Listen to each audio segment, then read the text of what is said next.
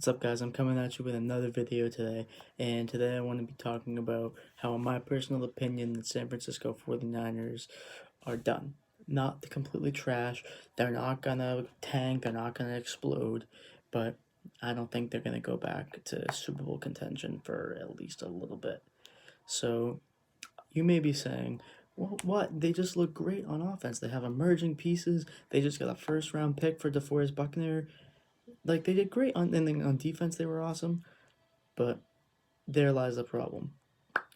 On defense they did awesome, and the thing I said before that with DeForest Buckner, he's a huge reason why. So I get the logic. You feel as though you're equipped enough on defense that if you subtract one of your pieces, no matter how major he may be, you may be able to compensate with the pieces that you have. I get it, but at the same time, who are you gonna get? Is CeeDee Lamb, Henry Ruggs, or Jerry Jeudy? Are they gonna be as good as wide receivers as DeForest Buckner is a defensive end? It's hard. It's hard. It's gonna be hard to do that, and that's hard to project. To be fair, but I don't think that's gonna happen. I don't think that's gonna come to fruition. Maybe Jerry Jeudy, but that's just about it. And isn't the whole point of building a championship roster to keep as much talent on your roster as you can before you have to pay the guy who's on his rookie contract who's a star and you want to repay, that being Nick Bosa? If it was me, I would keep Bosa, Armstead, Solomon Thomas, and DeForest Buckner at least one more year before you have to pay Buckner again so that defense can remain just as dominant. I mean, that's just my personal opinion, but I don't think I don't think that's a very non-realistic thing to think.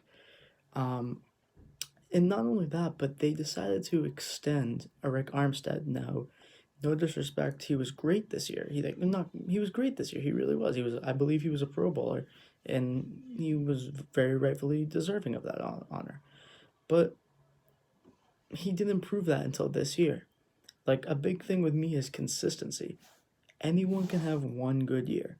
And maybe this year was his coming out party. Maybe this was the beginning of what is a long, successful career for Eric Armstead, and I hope it is. I really and truly do hope it is. I don't wish anyone to do bad, but what I'm saying is he had one good season where he really opened his eyes and showed why he was taken so high in the first place.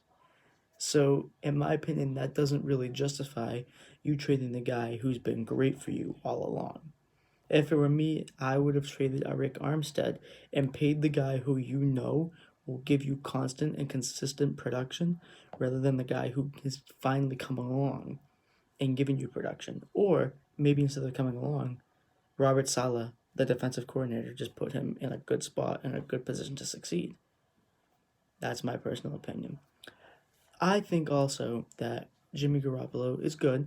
I really do enjoy him. I think he is an emerging star, and I think that he may have some growing pains again because obviously he was behind that defense. Well, he was behind the offensive line, of course, but when you thought of the San Francisco 49ers, you thought of the defense, and that was the first thing you thought.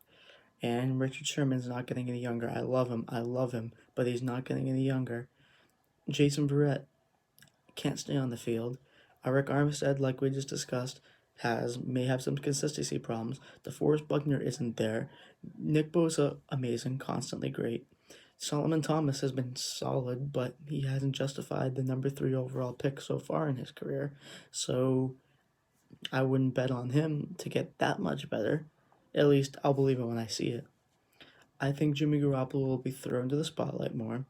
Um, I think he has good weapons, but they did lose Emmanuel Sanders. Keep that in mind, and they gave up a hefty amount to get him. I believe it was a second and a fifth. I could be wrong, but I don't know. I think with the more exposure he gets on offense, I think the more defensive coordinators will get to see him, the more they'll get to see his tendencies, and the more they'll get to realize he may not be worth that contract and that money that they gave him.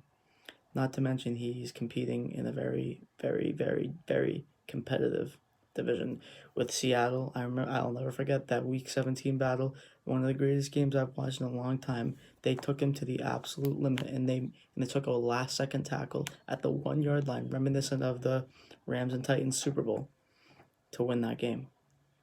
I think Arizona, with the addition of DeAndre Hopkins and Larry Fitzgerald mentoring him, not that he needs really mentoring, he's already elite, but he's kind of the next Larry Fitzgerald, if that makes sense. Similar play style. With those two, with them picking up each other's tendencies, with them making each other better, I think that we're going to see the best of Larry Fitz that we've seen in a little while, because DeAndre Hopkins is going to push him, and Larry Fitzgerald is going to be like, oh, wait a minute, I'm old, but I can still hang with these guys. And I think Andy Isabella, keep that name in mind. I think he's going to have a breakout year. I think Kenyon Drake is going to maintain his solid to above average play. And I think Kyler Murray is going to progress. He had a solid rookie season, offensive rookie of the year, even though Josh Jacobs should have won. I think he's going to progress, and I think he's going to have close to a Pro Bowl caliber season. And that defense got pretty good too. That defense has some emerging stars. They have Robert Alford, who's good. Deontay Thompson, the safety, who's really good. They have Hassan Reddick, number 43, who I think is actually going to be quite the surprise this year as well. So that's just my take. The Rams, I'll make a whole nother video on why the Rams are done. They mortgaged their entire future for a locker room poison in Jalen Ramsey, but that's besides the point. I think the San Francisco 49ers are no longer going to be as good as they used to be. My personal opinion, I could be completely wrong, but I just gave you all my reasons why. Thank you for watching. If you enjoyed, like, share, subscribe. I'm not trying to be thirsty, but it'd be good to get some recognition. So thank you guys. Hope you're all staying safe.